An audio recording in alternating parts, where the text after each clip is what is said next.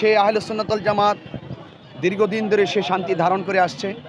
দেশের সার্বভৌমত্ব সুরক্ষা এবং এ দেশের ইসলাম সুরক্ষা তারা শান্তিপ্রিয়ভাবে প্রচার করে আসছে বলেই আজকে এখনও দেশের এই ক্রাইসিস ক্রান্তি লগ্ন এবং বিভিন্ন হামলা মামলা ইত্যাদি সত্ত্বেও আহলে সুন্নাতুল জামাতকে নিয়ে কিন্তু কেউ কোনো ধূম্রজাল কিংবা তাদের বিপরীতে কোনো সময় কেউ কিন্তু কোনো উপযুক্ত প্রমাণ দর্শিয়ে আহলে সুন্নাতুল জামাতের সাদা কাপড়ে কালো দাগ লাগাতে পারেনি।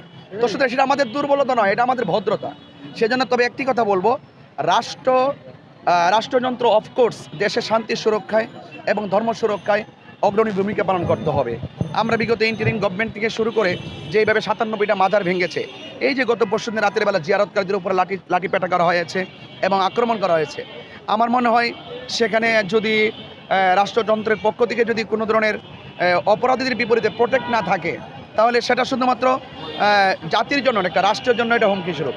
এজন্য আমি আশা করি অনতিবিলম্বে এই সমস্ত উগ্রতার বিষ বাষ্প যারা ছড়াচ্ছে তাদেরকে ফাইন্ড আউট করে বিচারের আওতায় আনবে, তবেই এই দেশের সার্বভৌমত্ব এবং ধর্ম সুরক্ষা হবে। পরবর্তীতে এই ধরনের কোনো ঘটনা ঘটলে আপনারা প্রতিহত করবেন? না,